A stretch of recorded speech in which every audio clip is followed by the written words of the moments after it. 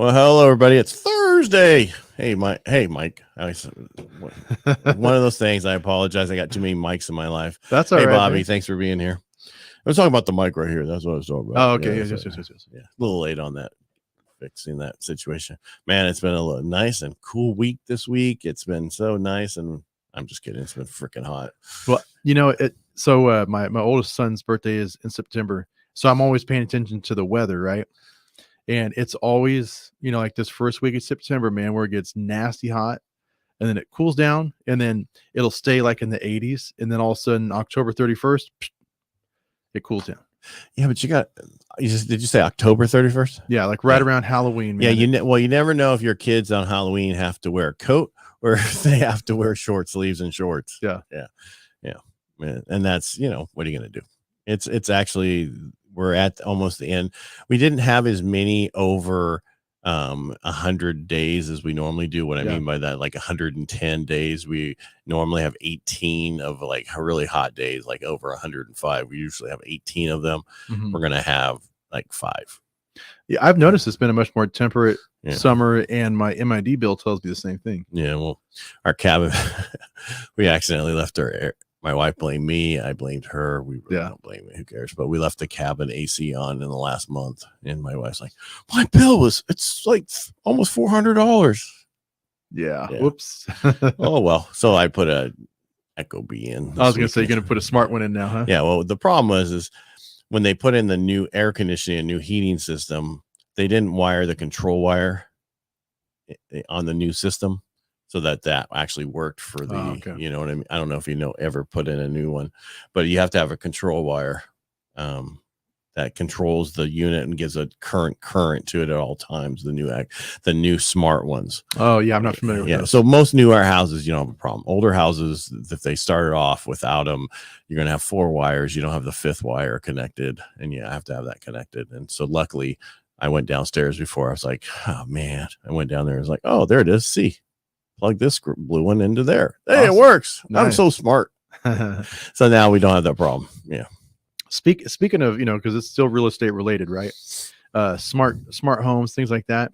Did you hear about the incentive plan in Colorado? Yeah. Well, not only that, we just got a letter like that from PG&E up in where our cabin is. Yeah. To do the same thing, get their nest, and then they will give you a discount.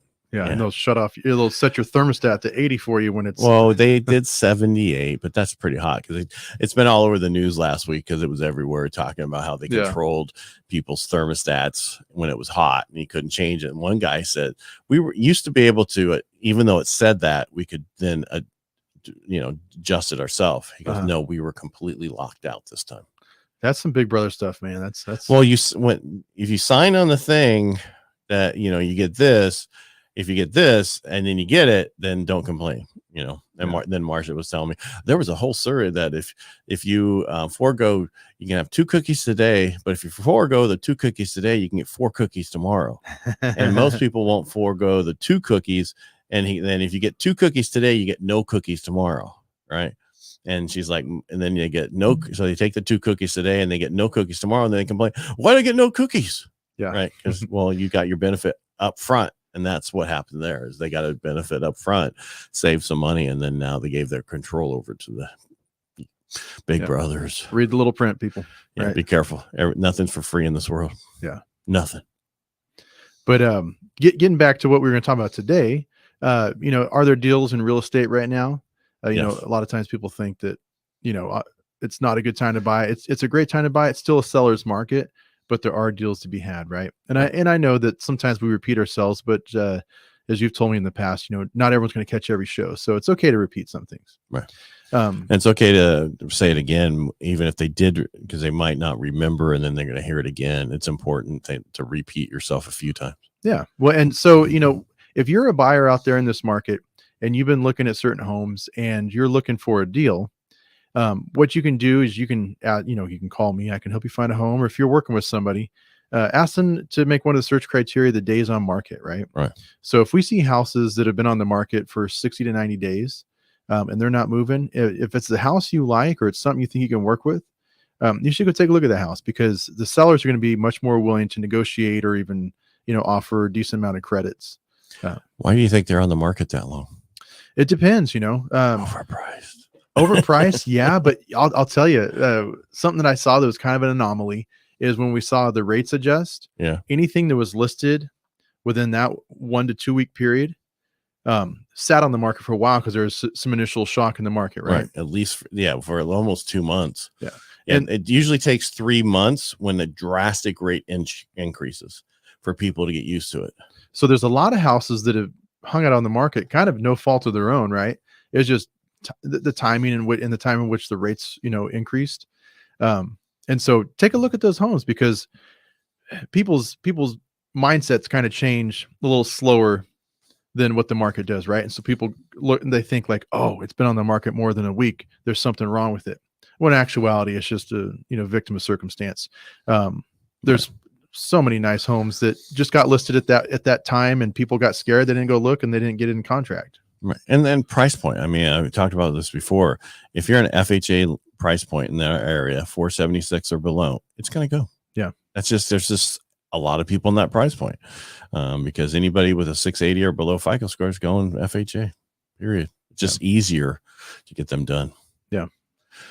Since I brought up FHA, be careful out there if you're listing a house and you have some dry rot, right? We don't normally have a lot of this. This happened in Tuolumne County. An agent reached out to me.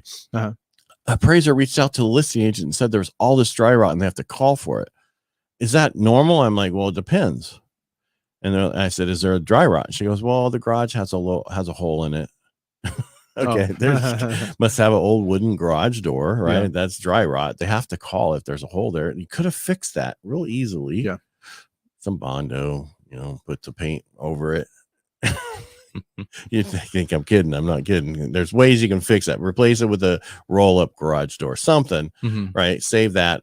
You have to look at overall. I remember when I was selling my house, the last one I sold, I knew they were going to go they're going to go VA. So I covered up all the marks everywhere, right? Any bare wood, anywhere, I primed it.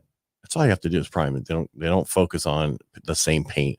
I primed it everywhere. Outside somebody's dog had chewed on it that rented our house before we sold it. And so we painted all that, fixed all that stuff, and make it easier. By the garage, by the sliding glass door, there's always wood underneath it, right? That paint always comes off. That's something they can call for. Just quickly touch it up. If you got a deck that has some, white paint on it and you can see through it because there's wood, just touch that up and then it won't be called. Yeah. And so, we just did one that was a reverse mortgage FHA, and they came back and called for those 3 things I just said. There was underneath the sliding glass door need to be painted. One other little place needed to be painted. And it's just any bare wood needs to be covered to go through FHA. Just how it is. VA is the same way. Any chipping paint could be a major problem going forward. Well, this house that I'm talking about, somebody had power washed it to paint it. I mean, power washed it. And I'm sure it has to be bare wood, because if any chipping paint at all and you take that off of siding, it's going to have some bare wood somewhere and someone's going to call that for dry rot. So if you do something, if you're going to list your house, don't do that or paint it. Finish the job. Don't do it. I'm just saying, be careful. You're going to set yourself up. That appraisal sticks with that FHA. So the FHA appraisal sticks with that property for, I think, 120 days.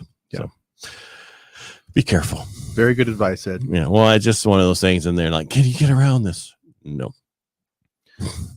Yeah. Well, and like we've talked about, it wasn't my loan, right? I didn't order the appraisal, and if I would have saw that, I would have told them you're going to have these issues, right? Yeah. Yeah. Well, and having a pest inspection and different things like that done ahead of time, they probably would have called some of the dry rot they had already, and they could have addressed that. I know, but not everybody does that. We're talking in certain areas, you're going to have dry rot, period. You're going to have certain things, but I'm just saying, get your house put together before you sell it. It'll just make it easier for everybody. Yeah. Yeah. Because I've been hearing a lot of people having issues with the roof lately. Well, if you're going to have issues with the roof, have it checked out before you sell it. Yeah. When we sold that other house, we had one tile that slid. That was our issue on a roof. No kidding. Yeah. It was the square tile roof, not the clay. So they're gonna move. Someone throws a ball on the roof hard enough, or basketball shooting, it's gonna knock some things out of the way. Yeah, and with tile roofs, man, as soon as you get on it, you might as well bring tiles. Every tile you step on is probably going to break. And I definitely know those round clay ones do. So stay off those roofs. Yeah. Well, and for anyone who's never done any, just so you know, tile roofs, right? You're going to have like these furring strips on each row, and there's normally only like 2 nails holding that tile in. So if a tile comes loose, it's not the end of the world. It's it's an easy fix. Right. It's not uncommon. There's paper under there that's actually the water barrier. Right. It just needs to be fixed so that you don't have a problem going forward. Yeah. People worry about any kind, like when we see roof inspections, they go, "Oh my gosh, the roof jacks need to be, reflashed." I'm like, that's just, the sleeve around the pipe coming out of the roof. Right. Oh, okay. It sounds major and they worry about it. Well, I'm going to give you one better. So on cabins and stuff like that, squirrels eat up anything wrapped around those. I can see that. Yeah. Yeah. Because they need it for their bedding, right? To have their babies in. They take insulation out of your house. They take everything. If they can get in your house, they're stealing your insulation. Yeah. See, I've never had to deal with squirrels. Yeah. I'm just saying the piping around. So if we have we have rats here in Modesto. What? Yeah. Oh yeah. What? What we do? Yes. If you're by power lines, you can get them in real easily. So someone needs to come up with something to put around those lines so that they can't get through them. You know what I mean? Oh, the light just went on, man. You know what I'm talking about? Not a metal thing, but something, like they do for squirrels up trees, right? They wrap a metal piece around it so they can't climb over the metal because they slip. Yeah. Something like that. Not metal though. Plastic probably would be better, but then the rats would chew it. Rats can chew concrete. Did you know that? Yeah. Oh, trust me, man. Out of the dairy, man, they try to get in these doors. They'll chew through the concrete to get under those doors and get into stuff, grain and stuff. I learned that actually from my 10-year-old, man. Oh, really? Yeah, because we got him a pet rat, and so he's a research fool. So he told me that after reading 20 books on rats. I'm like, that's surprising. I did not know they could eat through concrete. Yeah, well, they got it so their teeth grow constantly, so they have to chew to keep them down. Yeah. So it's kind of like dogs and bones. You know what I mean? They like bones. Yeah. Or rats just need to chew on stuff.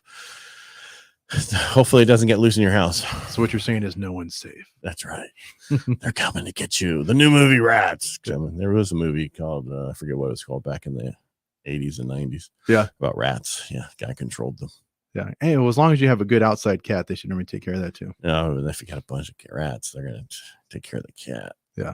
Anyway, move on. I don't know how we got on the subject, but it's really stuff when you selling your house. Just look at your house, go through it, fix some nice little things, make it nice for the buyer. It's still a seller market, but it's a kinder, gentler seller market, which means you're going to be asked to do a few things. You might as well do them ahead of time.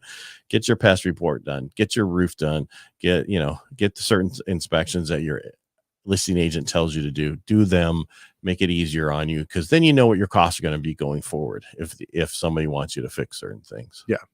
But this is the time when really, sweat, quote unquote, sweat equity pays off, right? Right. Well, I'm just saying to just fix. If you're selling and you fix the things, the buyer is going to go. There's, and then they're going to still ask maybe for some closing costs. Well, here you go. Here's some closing costs. Yeah, but I mean, like, if you have touch up paint for the cabinets, touch that up. Any little, say you move the towel rack and you need to patch those holes, do that, because all those things collectively add up in the buyer's mind. It's like, oh, these are repairs that need to be done. Well, it's like anything, take away the objection. Right. It's going to save you a lot of money. Go patch them, get some paint it back, just touch that stuff up, make sure it's the same sheen. Yeah. Don't do semi-gloss on a flat, right? Yeah. Don't take the semi-gloss that was for the bathroom and use it in the bedroom. Yeah. It's just going to be, what did they cover up?